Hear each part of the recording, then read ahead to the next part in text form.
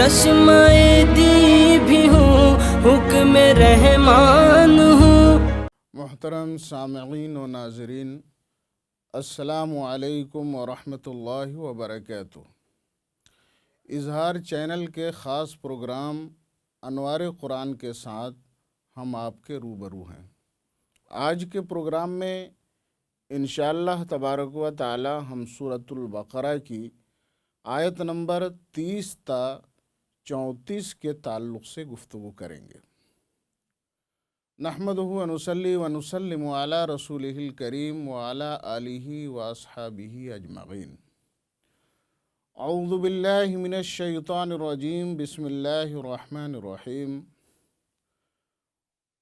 وَإِذْ قَالَ رَبُّكَ لِلْمَلَائِكَةِ إِنِّي جَاعِلٌ فِي الْأَرْضِ خَلِيفَةً قَالُوا أَتَجْعَلُ فِيهَا مَن يُفْسِدُ فِيهَا وَيَسْفِكُ الدِّمَاءَ وَنَحْنُ نُسَبِّحُ بِحَمْدِكَ وَنُقَدِّسُ لَكَ قَالَ إِنِّي أَعْلَمُ مَا لَا تَعْلَمُونَ۔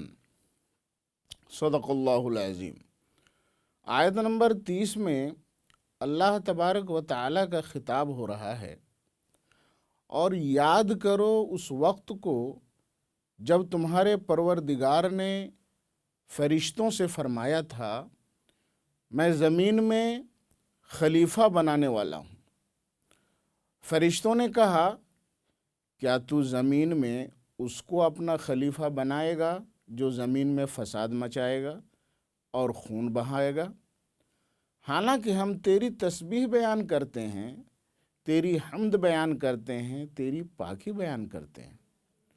اللہ تبارک و تعالیٰ نے فرشتوں سے فرمایا انی اعلم ما لا تعلمون، جو میں جانتا ہوں وہ تم نہیں جانتے۔ میں جانتا ہوں کہ زمین میں اپنا خلیفہ بنانے کی کیا کیا حکمتیں ہیں۔ اللہ تبارک و تعالیٰ نے سب سے پہلا انسان حضرت آدم علیہ السلام کو پیدا فرمایا اور ان کو اپنا پہلا خلیفہ بنا کر زمین میں بھیجا۔ اللہ تبارک و تعالیٰ نے اپنا خلیفہ اور نائب اس لیے نہیں بنایا کہ اللہ تبارک و تعالیٰ خلیفہ اور نائب بنانے کا محتاج ہے۔ دنیاوی بادشاہ کو اپنا خلیفہ مقرر کرنے اور وزیر بنانے کی ضرورت ہے، لیکن حاکم مطلق، خالق کائنات، قادر مطلق اللہ جل شانہ کو کسی نائب اور خلیفہ کی حاجت نہیں ہے۔ ساری مخلوق اللہ تبارک و تعالیٰ کی محتاج، اور اللہ تبارک و تعالیٰ کسی کا محتاج نہیں۔ پھر اللہ تبارک و تعالیٰ نے تمام انسانوں کے باپ حضرت آدم علیہ السلام کو اپنا خلیفہ اور نائب کیوں بنایا؟ اس کا جواب یہ ہے کہ دنیا کے سارے انسان اپنی دنیا اور آخرت کو کیسے سنواریں گے، دنیا میں اچھے انسان بن کر کیسے زندگی گزاریں گے؟ جس خالق کائنات نے انسانوں کو پیدا کیا ہے اس کو راضی کر کے آخرت میں جنت حاصل کرنے کا راستہ کیا ہے؟ ان تمام باتوں کو جاننے کے لیے انسانوں کو اللہ تبارک و تعالیٰ کے پیغمبروں یعنی میسنجر کی ضرورت ہے۔ انسان یا کسی مخلوق کے لیے ممکن نہیں کہ وہ اللہ کے میسج کو ڈائریکٹ اللہ سے حاصل کر سکے، کیونکہ لین دین کے لیے، سمجھنے سمجھانے کے لیے مناسب رابطہ کا ہونا ضروری ہے۔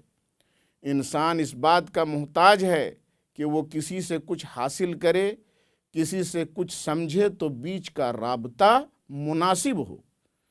عام انسانوں میں یہ صلاحیت نہیں ہے کہ وہ اللہ تبارک و تعالیٰ کے میسج کو خود سے سمجھ سکے۔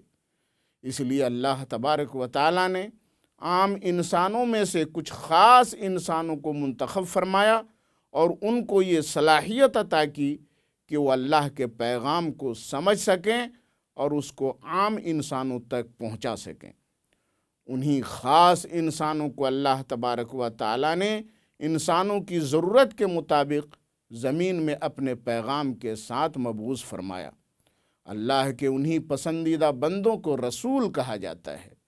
رسول کا معنی اللہ کا پیغام بندوں کو پہنچانے والے اللہ کے چنے ہوئے بندے، اللہ کے وہ خاص بندے زمین میں اللہ کے پیغام کو بندوں تک پہنچانے پر مامور ہوتے ہیں، اس لیے انہیں اللہ کا خلیفہ بھی کہتے ہیں۔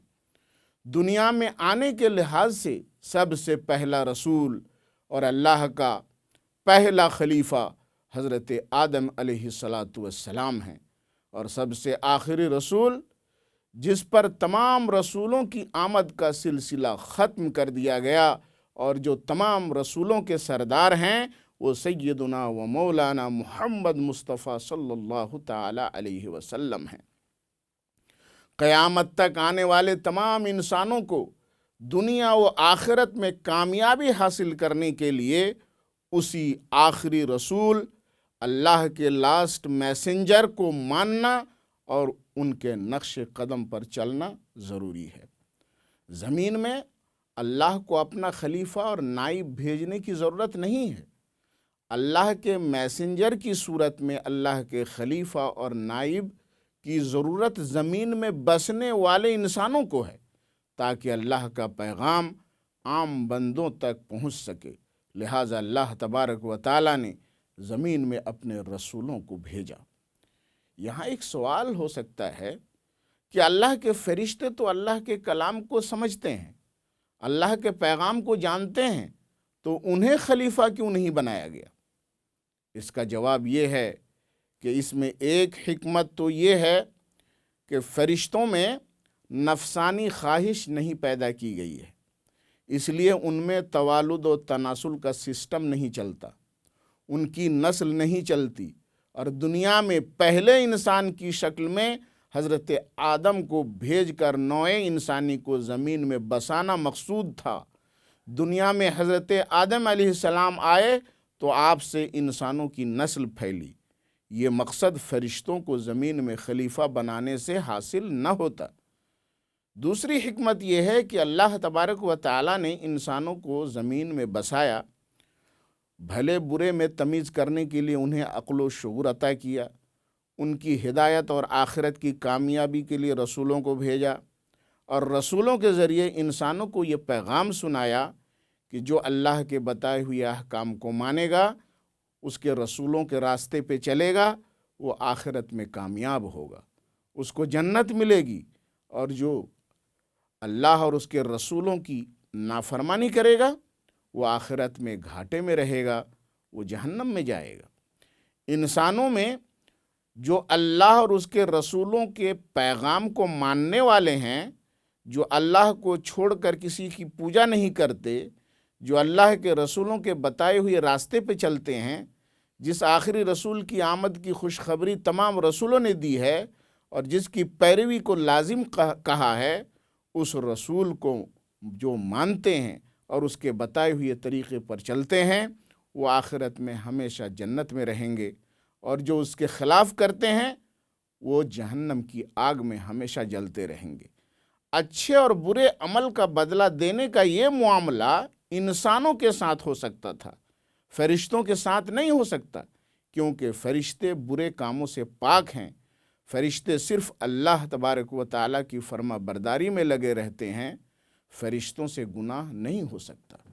جب اللہ تبارک و تعالیٰ نے فرشتوں سے فرمایا کہ میں زمین میں اپنا خلیفہ مقرر کرنے والا ہوں، ابو البشر آدم علیہ السلام کو بنانے والا ہوں، آدم کی نسل سے زمین کو آباد کرنے والا ہوں، تو فرشتوں نے اللہ کے سامنے اپنا عریضہ پیش کیا کہ اے خالق کائنات، تو زمین میں آدم اور اس کی نسل کو آباد کرے گا، تو زمین میں اولاد آدم فساد مچائے گی، کیونکہ اس سے پہلے تو نے زمین میں جنوں کو بسایا تھا تو انہوں نے زمین میں تیری نافرمانی کی تھی اور فساد مچایا تھا۔ انسان بھی ویسا ہی کرے گا۔ اگر زمین میں کسی کو خلیفہ بنانا ہی ہے تو ہم گروہ ملائکہ میں سے بنا دے، کیونکہ ملائکہ کو تو نے ایسی فطرت پہ پیدا فرمایا ہے کہ وہ تیری نافرمانی نہیں کر سکتے، زمین میں فتنہ و فساد برپا نہیں کر سکتے۔ تفسیر ابن کثیر میں حضرت عبداللہ ابن عمرو رضی اللہ تعالی عنہ کی یہ روایت منقول ہے، ان عبداللہ ابن عمرو قال کان الجن بنو الجان فی الارض قبل ان یخلق آدم بألفی سنہ فافسدوا فی الارض وسفکوا الدماء فبعث اللہ جندا من الملائکہ فضربوہم حتی الحقوہم بجزائر البحور۔ حضرت آدم علیہ السلام کی پیدائش سے 2000 سال پہلے زمین پہ جنوں کی آبادی تھی۔ جنوں نے زمین میں فساد مچایا تھا اور خون ریزی کی تھی۔ اللہ تبارک و تعالیٰ نے ان کی سرکوبی کے لیے فرشتوں کو بھیجا تھا اور فرشتوں نے انہیں مار مار کر سمندروں کے کناروں میں کھدیڑ دیا تھا۔ فرشتے اللہ تبارک و تعالیٰ سے حقیقت حال جاننا چاہتے تھے کہ آخر ابو البشر میں کون سی ایسی خاص بات ہوگی کہ انہیں زمین میں اللہ کا خلیفہ مقرر کیا جانے والا ہے۔ فرشتوں سے اللہ نے فرمایا کہ انسان کو زمین میں خلیفہ بنانے کی جو حکمتیں ہیں وہ میں جانتا ہوں، تم نہیں جانتے۔ میں آدم کی اولاد میں نبی اور رسول بنانے والا ہوں۔ اولاد آدم میں صدیقین ہوں گے، شہداء ہوں گے، صالحین ہوں گے، عابد و زاہد ہوں گے، غوث و قطب ہوں گے۔ اور اے فرشتو، آدم کی فضیلت و عظمت کیا پوچھتے ہو؟ ان کی اولاد میں نبی و رسول کے علاوہ صالحین و مقربین بھی فرشتوں سے افضل ہوں گے۔ پھر اللہ تبارک و تعالیٰ نے فرشتوں کے سامنے اپنے اولو العزم رسول ابو البشر سیدنا آدم علیہ السلام کی فضیلت کے اظہار کے لیے انہیں تمام چیزوں کے نام سکھا دیے۔ اس کا بیان آیت نمبر 31 میں اس طرح ہے، وَعَلَّمَ آدَمَ الْأَسْمَاءَ كُلَّهَا ثُمَّ عَرَضَهُمْ عَلَى الْمَلَائِكَةِ فَقَالَ أَنْبِئُونِي بِأَسْمَاءِ هَؤُلَاءِ إِن كُنتُمْ صَادِقِينَ۔ اللہ نے سیدنا آدم علیہ السلام کو تمام چیزوں کے نام کا علم دے دیا۔ پھر فرشتوں پر حضرت آدم کی برتری کو ظاہر کرنے کے لیے ان تمام چیزوں کو فرشتوں کے سامنے حاضر کر دیا جن کے نام اللہ نے حضرت آدم کو سکھائے تھے۔ چشمہ دی بھی ہوں، حکم رحمان ہوں۔